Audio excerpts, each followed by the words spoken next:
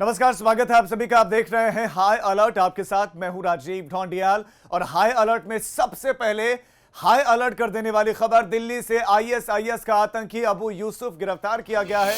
आतंकी के पास से 2 आईईडी और हथियार बरामद हुए हैं।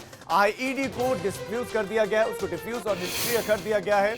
एनएसजी के कमांडोज ने डिफ्यूज किया है। दूसरी तरफ 15 किलो का ये एक्सक्लूसिव था जो नष्ट किया गया है। 15 किलो का एक्सक्लूसिव लेकर यह आतंकी चल रहा था। मंसूबों में कामयाब हो नहीं पाया क्योंकि उससे पहले इसको पकड़ लिया गया है, लेकिन इसके साथ ही कुछ वो फरार बताए जा रहे हैं।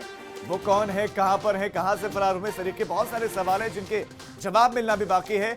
दिल्ली में गिरफ्तारी हुई है, यूपी में अलर्ट है। यूपी में किस तरह का अलर्ट है और यूपी में अब किस तरह की हलचल है, वो जानेंगे। हमारे साथ हमारे ब्यूरो चीफ वीरेश पांडे और ज्यादा जानकारी के साथ जुड़ गए। तो दिल्ली से इस खबर पर हमारे संवाददाता अविनाश हमारे साथ जुड़े हुए हैं, उनके पास हम जाएं। सबसे पहले वीरेश, मैं आप ही के पास आना चाहता हूं कि यूपी में किस तरह का अलर्ट है। मैं चाहता हूं कि आप दर्शकों को बताएं इसका पूरे के पूरे आईएसआईएस मॉड्यूल का जो खुलासा हुआ, यूपी का जो कनेक्शन उजागर हुआ है, वो आप दर्शकों को बताएं, समझाएं।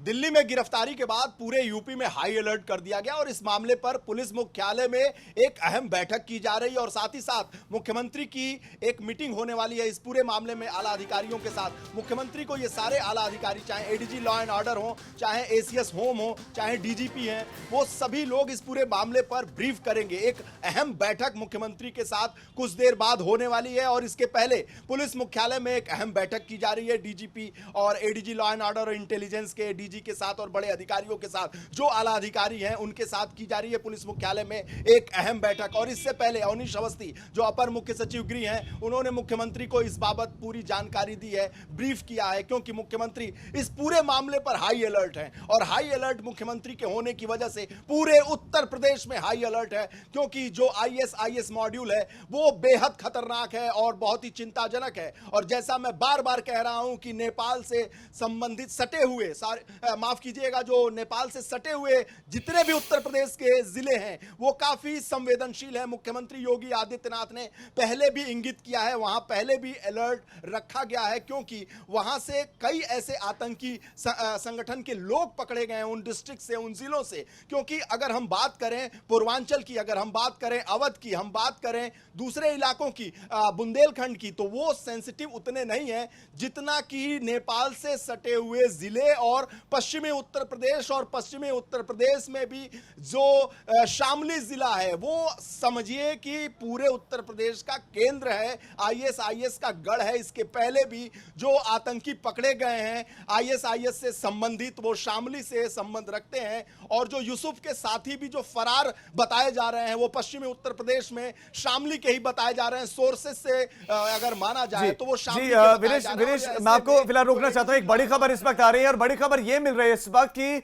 बताया जा रहा है कि अबू यूसुफ उत्तराखंड का रहने वाला। अभी तक जो जानकारियां मिल रही थी सूत्रों के हवाले से कि ये बलरामपुर का रहने वाला है, लेकिन अब जो खबरें मिल रही हैं कि ये उत्तराखंड का रहने वाला है और ये सूत्र जानकारी दे रहे हैं। और उत्तराखंड में भी कुछ जगहों पर छापेमारी चल रही है। हमारे संवाददाता अविनाश भी ज्यादा जानकारी के साथ जुड़े हैं। अविनाश, बताइए क्या कुछ अपडेट है। देखिए राजीव, अगर बात करें तो जो भी जानकारी मिली है, आतंकवादी उत्तराखंड का रहने वाला है और 6 जगह पे कुल छापेमारी चल रही, दिल्ली एनसीआर समेत उत्तराखंड के अंदर। बलरामपुर से उसका कनेक्शन नहीं मिल रहा है। सबसे पहले मैं दिखाऊंगा, एनएसजी की टीम यहाँ पे बम डिस्पोज करके रवाना हो रही है। अभी यहाँ पे चीयर्स ऑफ भी किया है एनएसजी की टीम ने, क्योंकि जिस प्रकार से एक्सप्लोजिव डिवाइस को उन्होंने यहाँ पे आज डिस्पोज ऑफ किया है, उसके बाद से एनएसजी की टीम ने यहाँ पे अभी जय हिंद के नारे लगाते हुए चीयर्स ऑफ किया है, क्योंकि काफी ज्यादा जो एक्सप्लोजिव डिवाइस होता है उसको यहाँ पे उन्होंने डिस्पोज करके अब यहाँ से एनएसजी की टीम निकल रही है, क्योंकि अब यहाँ पे एनएसजी की टीम का काम खत्म हो गया है। अब दिल्ली पुलिस की स्पेशल सेल जो है वो लगातार जो आरोपी है, जो पकड़ा गया आतंकवादी, उससे पूछताछ कर रही है। और जो जानकारी निकल के आई है वो ये है कि अभी भी वो गुमराह कर रहा है, लेकिन उसका उत्तर प्रदेश में कनेक्शन। अविनाश, यानी कि आप बता रहे हैं कि अबू यूसुफ अभी भी गुमराह कर रहा है, एनएसजी कमांडो ने चीयर ऑफ किया है। लेकिन अविनाश आप बता रहे हैं कि उत्तराखंड का रहने वाला है। उत्तराखंड के किस हिस्से का रहने वाला है, कहां छापेमारी चल रही है, क्या इसकी जानकारी मिल पाई है? ये देखिए स्पेशल सेल इसको शो ऑफ नहीं कर रही है, क्योंकि कई जगह पे गुप्त छापेमारी चल रही है कि जिससे कि अगर ये शो ऑफ हो जाता है तो वहां पे जो उसके साथी हैं या जो मददगार है वो फरार ना हो जाए, इसलिए स्पेशल सेल इसको शो ऑफ नहीं कर रही कि कहां कहां छापेमारी चल रही है। कुल इतना बताया गया कि 6 जगह छापेमारी चल रही है और आतंकवादी उत्तराखंड का रहने वाला है। दिल्ली एनसीआर में भी छापेमारी चल रही है और उत्तराखंड के अंदर भी छापेमारी चल रही है कि जाकि जाहिर तौर पर जो आतंकवादी पकड़ा गया है उसके जो मददगार है उनको गिरफ्तार किया जा सके। और फिलहाल और भी पूछताछ चल रही है। यूपी एसटीएफ की एक टीम इसलिए आई हुई है कि उसने जो है उत्तर प्रदेश में भी कुछ दिन पनाह ली थी। उत्तर प्रदेश में कहां पनाह ली थी, किन किन लोगों के संपर्क में रहा है और कैसे वो एक्सप्लोजिव डिवाइस लेके दिल्ली आया है, इसलिए उत्तर प्रदेश की एसटीएफ टीम आई हुई है पूछताछ के लिए भी। ठीक है अविनाश, यानी कि पनाहगार मददगार जितने भी लोग थे सब लोगों को अब ढूंढा जा रहा है एक करके, लेकिन इस बीच में जो इसके साथी थे जो फरार हुए थे उनकी संख्या एग्जैक्ट क्या निकल कर आ पा रही, क्या पता चल पाए कि एग्जैक्ट कितने थे, उसके साथ 2 थे 3 थे या एक और था, और वो कहां पर है, कहां से अलग हुए उसके साथ से, क्या ये बताया उसने अभी तक, या अभी भी गुमराह कर रहा है? देखिए अभी तक ये सारी जानकारी उसने नहीं दी है। दिल्ली पुलिस की स्पेशल सेल अभी पूछताछ कर रही है, यूपी एसटीएफ को भी पूछताछ की कोई इजाजत नहीं दी गई है। जो जानकारी जो जानकारी दिल्ली पुलिस की स्पेशल सेल को मिल रहा है वही जानकारी यूपी एसटीएफ और उत्तराखंड पुलिस के साथ साझा किया जा रहा है, क्योंकि उत्तराखंड में उसके जो मूल निवास है वो उत्तराखंड का रहने वाला है आतंकवादी, इसलिए उत्तराखंड के अंदर भी उत्तराखंड पुलिस और इसके साथ साथ अगर बात करें तो दिल्ली पुलिस की स्पेशल सेल वहां पे छापेमारी कर रही है और दिल्ली एनसीआर कई जगह छापेमारी कर रही है, इसमें यूपी एसटीएफ की भी मदद ली जा रही है। लेकिन अभी पूरी तरीके से साफ तौर पे आतंकवादी ने कुछ नहीं बताया है। दिल्ली पुलिस को आशंका है कि उसके 2 साथी थे जो यहां से दिल्ली से जब उसके साथ अलग हुए तो एनसीआर में कहीं छिपे हो सकते हैं, गाजियाबाद में हो सकते हैं, नोएडा में हो सकते हैं, शामली में हो सकते हैं, बागपत में हो सकते हैं। तो इन तमाम सारे जो यानी कि अविनाश इन्होंने पूरी रणनीति के तहत काम किया है, यानी कि ये आए तो साथ थे लेकिन जब दिल्ली में दाखिल हुए या दिल्ली के आसपास थे तो इन्होंने अलग अलग दिशाओं में लोग चले गए ताकि अलग अलग जगहों में जिसको भी टारगेट करने के लिए आए हुए हैं उसको टारगेट कर सकें, हिट कर सकें। जी बिल्कुल राजीव, और यही सबसे चिंता का सबब है क्योंकि आईएसआईएस मॉड्यूल की दस्तक हुई है और जो सबसे ज्यादा हड़कंप मचा हुआ है वो इसी बात को लेकर मचा हुआ है। गृह मंत्रालय भी कुछ देर में इस पे हाई लेवल की बैठक करेगा कि कैसे आईएसआईएस मॉड्यूल भारत के अंदर प्रवेश कर गया, क्योंकि लगातार अगर बात करें जब से आईएसआईएस का संगठन बना हुआ है, जब से वो विस्तार कर रहा है, तब से भारत सरकार की यही कोशिश रही है कि आईएसआईएस भारत के अंदर प्रवेश ना करने पाए, क्योंकि तमाम सारे आतंकी संगठन लगातार भारत में कोशिश कर रहे हैं काफी दिनों से भारत को दहलाने की, और आईएसआईएस भी कई दिनों से पैड बनाने की कोशिश कर रहा था भारत में, क्योंकि देखा गया यूरोप में हो या यूएस में हो वहां पे तो आईएसआईएस के कई सारे आतंकी पकड़े गए हैं अतीत में, और जिस प्रकार से फ्रांस में जब विस्फोट हुआ था तो भारत में आशंका जताई गई थी कि आईएसआईएस का मॉड्यूल पनप सकता है, लेकिन इतनी हाई सिक्योरिटी रखी गई भारत में और इस तरीके से संचालित किया गया खुफिया विभाग को कि आईएसआईएस मॉड्यूल यहां पे पनप न पाए। लेकिन ये पहली बार आईएसआईएस का कोई शख्स भारत के अंदर पकड़ा गया है, तो ये काफी चिंता का विषय है और यही लिए गृह मंत्रालय अब इस पे हाई लेवल की बैठक करेगा कि आखिर किस तरीके से कहां पे चूक हुई कि आईएसआईएस भारत में दस्तक दे दिया और आईएसआईएस का एक आतंकवादी पकड़ा जाता है। ये अविनाश बहुत चिंताजनक बात है, लेकिन एक और चिंताजनक बात ये है अविनाश, मैं आपसे ये जानना चाहता हूं क्योंकि ये बताया जा रहा है कि ये जो अबू है ये बताया जा रहा है कि किसी वीवीआईपी को हिट टारगेट करने के लिए यहां पर पहुंचा हुआ था, तो वो कौन हो सकते, क्या वो पॉलिटिकल लीडर था क्योंकि जिस इलाके में पकड़ा गया वो आर्मी का एरिया है, या किसी आर्मी के अधिकारी को टारगेट करने के लिए यहां पर पहुंचा हुआ था, क्या इसकी मंशा थी, किसको हिट करने, क्या इस बारे में पता चल पाया कि वो कौन था शख्स जिसको ये जो है टारगेट करने के लिए पहुंचा हुआ था? जी देखिए राजीव, अगर बात करें तो ये पूरी तरीके से गुप्त रखा जाएगा कि किस वीवीआईपी को टारगेट करने के लिए पहुंचा था। अगर ये वो कबूल भी करता है तब भी इसको रिवील नहीं किया जाएगा दिल्ली पुलिस की स्पेशल सेल की तरफ से कि आखिर वो किस वीवीआईपी को टारगेट करने जा रहा था, क्योंकि इससे उस वीवीआईपी की जान को खतरा हो सकता है, इसलिए उस वीवीआईपी के नाम को रिवील नहीं किया जाएगा। लेकिन जाहिर तौर से बात है कि जब वो आया था तो उसके निशाने पर जो वीवीआईपी थे वो जाहिर तौर से बात है कि कोई भारत का पॉलिटिशियन हो सकता है, बड़ा पॉलिटिशियन, और भी सत्ता पक्ष का, क्योंकि अगर बात करें तो सत्ता पक्ष के पॉलिटिशियन हमेशा जाहिर तौर से ज्यादा निशाने पर रहते हैं आतंकवादियों के, इसलिए इन तमाम सारी कड़ियों को अब तलाशा जा रहा है कि कौन है जो इस तरीके की आतंकवादी घटनाओं को अंजाम दिलाना चाहता था और क्या जो उसके अन्य साथी हैं वो किस तरीके की अन्य घटनाओं को अंजाम देना चाहते थे। ठीक है अविनाश, आपका इस तमाम जानकारी के फिलहाल धन्यवाद, लेकिन आप नजर बनाए रखें खबर से जुड़ी हुई और अपडेट्स के लिए हम आपके पास आएंगे। तो ये बड़ी जानकारी आपको देते हैं, दिल्ली से लेकर उत्तर प्रदेश तक और उत्तर प्रदेश से लेकर उत्तराखंड तक में हाई अलर्ट है, जगह जगह पर छापेमारी की जा रही है, चाहे दिल्ली एनसीआर हो, चाहे वो दिल्ली के भीतर हो, चाहे उत्तराखंड हो, क्योंकि ये बताया जा रहा है कि ये जो अबू यूसुफ है ये उत्तराखंड का रहने वाला है और ऐसे में अब इसके कनेक्शन को कि किसने मदद की, कैसे दिल्ली तक पहुंचा, आईडी कहां से मिला, कैसे उसने बनाया, इस तरह के बहुत सारे सवाल, इन सवालों का जवाब मिलना बाकी है और साथ साथ उन आतंकवादियों का भी जो इसके साथी और फरार थे। इस बीच एक दूसरी खबर का रुख करते हैं, लखनऊ से मिल रहे हैं। विधानसभा सत्र से पहले कांग्रेस का प्रदर्शन, विधानसभा परिसर में कांग्रेस प्रदर्शन कर रही है। बड़ी खबर इस वक्त आपको दे रहे हैं, विधानसभा परिसर में कांग्रेस प्रोटेस्ट कर रही है। इस वक्त यूपी कांग्रेस अध्यक्ष अजय कुमार लल्लू के नेतृत्व में इस वक्त प्रोटेस्ट चल रहा है, प्रदर्शन चल रहा है और ये प्रदर्शन चल रहा है डॉक्टर कफील खान की रिहाई की मांग को लेकर। डॉक्टर कफील खान जो बीआरडी मेडिकल कॉलेज में थे और उसी मामले में जब कई बच्चों की मौत हुई थी तो उस मामले में उन पर बहुत सारे आरोप लगे। अब उनकी रिहाई की मांग को लेकर कांग्रेस का ये प्रोटेस्ट, डॉक्टर कफील खान की रिहाई को लेकर सुबह 11 बजे से सत्र शुरू होने वाला है और सत्र शुरू हो उससे पहले ही परिसर में लोगों को जेल भेजने का काम करे, सामाजिक नैतिक लोगों को, डॉक्टर कफील खान को फर्जी तरीके से जेल भेजने का काम इस सरकार ने किया। बुनकर परेशान है, न उनके लिए बिजली का कोई फिक्स चार्ज किया गया, न उनके लिए सरकार ने पैकेज की व्यवस्था की है। किसान आत्महत्या करने पर विवश है। 69,000 शिक्षक भर्ती में जिस तरह इस सरकार ने एमआरसी लागू करके दलित पिछड़ों के आरक्षण पर हमला बोलने का काम किया है, नौजवान रोजगार का संकट झेल रहा है, इन तमाम विषयों पर हम सदन में चर्चा करना चाहते हैं, लेकिन ये सरकार लगातार इस चर्चा से भाग रही है। कांग्रेस पार्टी इन विषयों और मुद्दों को लेकर आज विधानसभा पर धरना देने का काम कर रही है। बिल्कुल, मैंने अभी कहा व्यक्ति पर हमला करने का काम, कोई व्यक्ति सरकार के खिलाफ बोलता है, सामाजिक राजनीतिक या पत्रकार, उसके खिलाफ ये सरकार मुकदमा लिखती है और उसे जेल भेजने का काम करती है। हम इसका विरोध करते हैं। कई मांगे हैं, कई चीजों का। अजय कुमार लल्लू को आपने सुना, तो सिर्फ एक मांग नहीं, डॉक्टर कफील के साथ साथ बुनकरों की समस्या, दूसरी समस्याओं, लॉ एंड ऑर्डर से रिलेटेड की समस्याएं, उनको उठाते हुए धरना ये कांग्रेस का। और सीधा रुख करते हैं हमारे संवाददाता शैलेश अरोड़ा का जो और ज्यादा जानकारियों के साथ जुड़ गए हैं। शैलेश, सत्र की शुरुआत हो उससे पहले खूब गहमा गहमी देखने को मिले, क्या कुछ चल रहा है पर?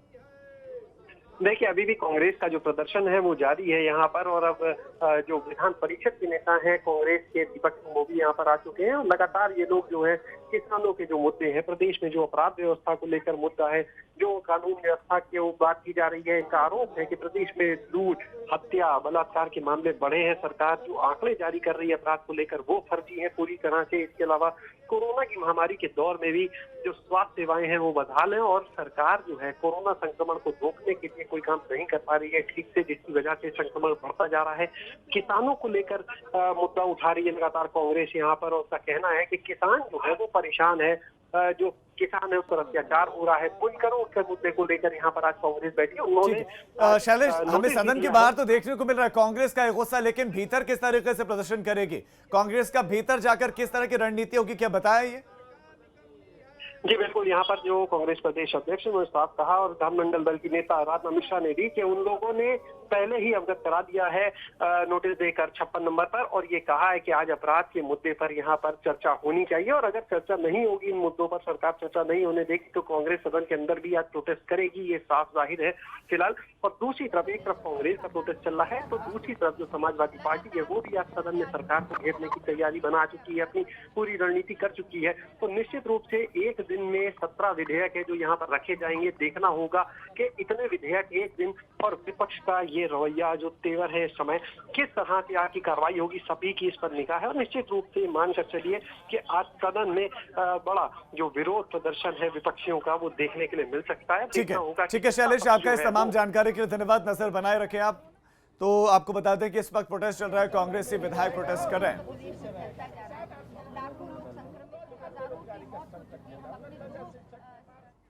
खबरों में आगे बढ़े, अभी तक केवल स्कूलों और कॉलेजेस की फीस के नाम पर ही लोगों को लूटने का काम जारी था, लेकिन मेरठ में यूपी एसटीएफ की कार्रवाई से ऐसा खुलासा हुआ है जिसे देखने के बाद आपको ये यकीन करना मुश्किल हो जाएगा कि जो किताबें आपके बच्चे पढ़ रहे हैं वो असली एनसीईआरटी की हैं भी या नहीं।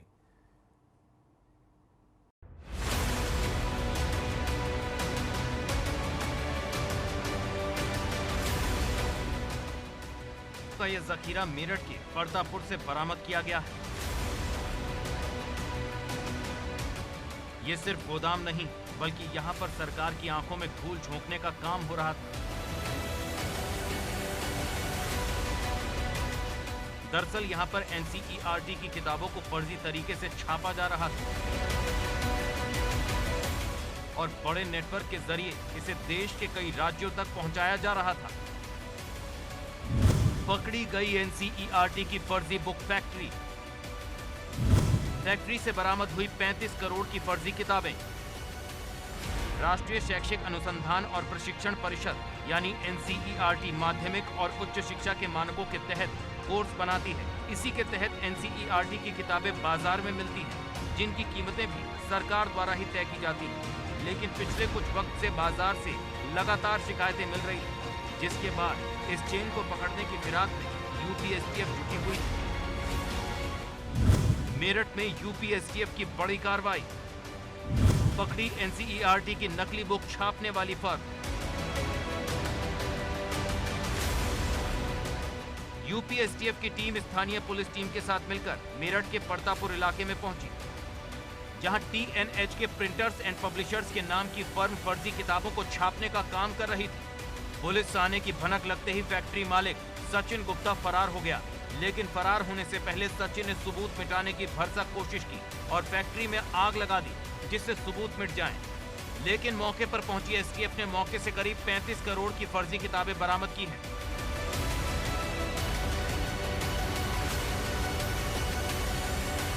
ये जनपद मेरठ के परतापुर थाना क्षेत्र में एसटीएफ और मेरठ पुलिस का एक ज्वाइंट सूचना के आधार पर छापेमारी हुई थी। इसमें करीब 35 करोड़ रुपए के आसपास की एनसीईआरटी की किताबें और प्रिंटिंग की मशीनें बरामद हुई हैं। और प्रथम दृष्टया पूछताछ में चीज़ें सामने आई हैं कि यूपी, उत्तराखंड, दिल्ली और आसपास के कई राज्यों में अवैध तरीके से इसकी प्रिंटिंग करके सप्लाई की जाती थी।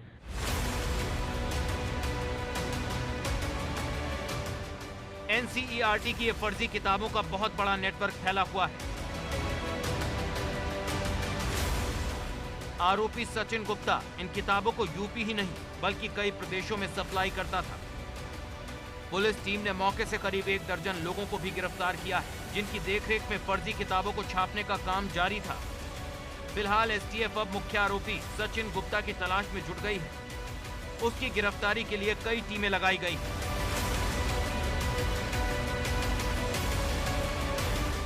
इसमें करीब 1 दर्जन व्यक्तियों को मौके से हिरासत में लिया गया है। साथ ही जिस स्थान पर इनका गोडाउन था उस गोडाउन को सील कर दिया गया है। जिस स्थान पर प्रिंटिंग होती थी उस प्रिंटिंग वाले स्थान को भी सील कर दिया गया है। और ये जो व्यक्ति जिसके नाम से सचिन गुप्ता है, सारी चीज़ें थी, सचिन गुप्ता की तलाश के लिए भी टीमें लगाई गई हैं और इसमें जो अग्रिम विधिक कार्रवाई है वो सुनिश्चित की जा रही है। अब पुलिस सचिन गुप्ता की पूरी हिस्ट्री खंगालने में जुट गई है, क्योंकि इतनी बड़ी तादाद में एनसीईआरटी की फर्जी किताबों को खपाने का काम अकेले होना मुश्किल है। ऐसे में पुलिस के सामने सचिन गुप्ता के अलावा उन चेहरों को भी बेनकाब करने की चुनौती है जो सचिन के साथ इस खेल में शामिल है। मेरठ से एबीपी गंगा के लिए बलराम पांडे की रिपोर्ट।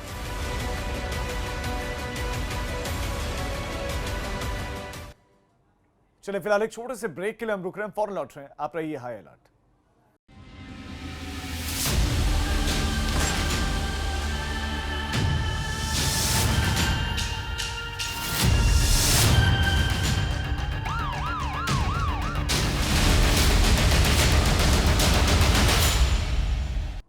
ब्रेक के बाद आप सभी का स्वागत है। इन दिनों यूपी पुलिस के खौफ से अगर सूबे के अपराधी कोर्ट में सरेंडर कर अपनी जान बचाने की कोशिश कर रहे हैं, तो दूसरे प्रदेश के अपराधी पुलिस के सामने गिड़गिड़ा रहे हैं, रो रहे हैं, जिंदगी की भीख मांग रहे हैं और अपने किए पर पछता भी रहे हैं। इस रिपोर्ट को आप देखिए। कोई चाल नहीं छूटने का, लेकिन उसने बोला कि पुलिस तक बात नहीं जाएगी तभी ले गया, वरना मैं ले ही नहीं जाता सर यूपी से बात सर, क्योंकि यूपी पुलिस छोड़ती नहीं है सर।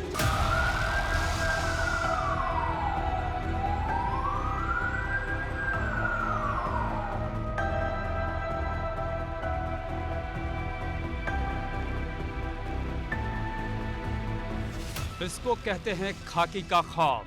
जब इनकी चलती है तो सब चलता हो जाते हैं, अच्छे अच्छे थर्राने लगते हैं। वैसे हैं तो ये 2 अलग अलग तस्वीरें, लेकिन दोनों तस्वीरें ये बयां कर रही हैं कि उत्तर प्रदेश में अपराधियों के खिलाफ यूपी पुलिस की ताबड़तोड़ एनकाउंटर की मुहिम का ये नतीजा है कि प्रदेश तो छोड़िए, देश के दूसरे हिस्सों के अपराधियों और आरोपियों के बीच इस कदर दहशत है कि कहीं अपराधी कोर्ट में सरेंडर कर रहे हैं, किसी तरह अपनी जान बचाने की कोशिश कर रहे हैं, तो कहीं कोई आरोपी पनाह मांग रहा है, गिड़गिड़ा रहा है, रो रहा है, जिंदगी की भीख मांग रहा है। एक बार फिर सुनिए इस आरोपी का वो बयान जो अपराधियों के बीच यूपी पुलिस के खौफ की मिसाल है। तभी तो बच्चा छोड़ दिया सर मैंने, नहीं तो नहीं छोड़ता। मैंने बोला उसको पहले से कि पुलिस तक जाएगी तो पकड़ा जाऊंगा पक्का, कोई चांस नहीं छूटने का। लेकिन उसने बोला कि पुलिस तक बात नहीं जाएगी तभी ले गया, वरना मैं ले ही नहीं जाता सर यूपी से बात सर, क्योंकि यूपी पुलिस छोड़ती नहीं है सर, नहीं छोड़ती है। तो सुना आपने, इन दिनों यूपी पुलिस को लेकर अपराधियों और आरोपियों के बीच इसी तरह का खौफ है, जिसने दूसरे प्रदेश के अपराधियों को भी डरा रखा है। तभी तो यूपी पुलिस के शिकंजे में आया ये आरोपी अब रो रहा है, गिड़गिड़ा रहा है और अपनी गलतियों पर पछता रहा कि उसने उत्तर प्रदेश में अपराध क्यों किया, क्योंकि यहाँ तो पुलिस अपराधियों को छोड़ती ही नहीं। अब सवाल ये कि ये आरोपी कौन है, कहाँ का है और इसने क्या अपराध किया है, तो जान लीजिए। तस्वीरों में रोता गिड़गिड़ाता ये आरोपी मोहम्मद अशफाक है, जो तेलंगाना का रहने वाला है। इसे एक बच्चे के अपहरण के मामले में मुरादाबाद पुलिस ने गिरफ्तार किया है। दरअसल मुरादाबाद से कुछ दिनों पहले ध्रुव नाम के एक बच्चे का अपहरण हुआ था और अपहरणकर्ताओं ने 30 लाख रुपए की फिरौती मांगी थी। इसी बीच मामला पुलिस के पास चला गया और अपहरणकर्ता ध्रुव को गाजियाबाद में छोड़कर फरार हो गए। पुलिस ने ध्रुव को गाजियाबाद बस अड्डे से बरामद किया था। जिस बच्चे ध्रुव का अपहरण हुआ था वो खुद उसकी मां और उसके प्रेमी मोहम्मद अशफाक ने मिलकर किया था। लेकिन जब ये मामला जैसे ही पुलिस के पास पहुंचा, आरोपी मोहम्मद अशफाक पुलिस से डर गए। मैंने बोला उसको पहले से कि पुलिस तक जाएगी तो पकड़ा जाऊंगा पक्का, कोई चांस नहीं छूटने का। लेकिन उसने बोला कि पुलिस तक बात नहीं जाएगी तभी ले गया, वरना मैं ले ही नहीं जाता सर यूपी से बात सर, क्योंकि यूपी पुलिस छोड़ती नहीं है सर, नहीं छोड़ती है। वहीं दूसरी तस्वीर बागपत की है। यहाँ का कुख्यात उधम सिंह गैंग का शातिर अपराधी अनुज बरखा ने बागपत कोर्ट में सरेंडर कर दिया है। उसने भी पुलिस एनकाउंटर से बचने के लिए ही ये सरेंडर किया है। यानी एक तरफ जहां कानपुर और दूसरे मामलों को लेकर यूपी पुलिस सवालों के घेरे में, वहीं दूसरी तरफ अपराधियों के खिलाफ उसकी एनकाउंटर की मुहिम के कारण अब आरोपियों को, अपराधियों को मौत का डर भी सता रहा है। Bureau report, ABP Ganga.